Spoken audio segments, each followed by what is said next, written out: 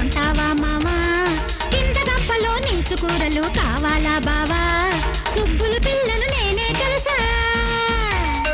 గంప దింపుకొని సరుకు చూసుకో సుబ్బులు పిల్లను నేనే తెలుసా గంప దింపుకొని సరుకు చూసుకో బేరమాడుకో అటు అమల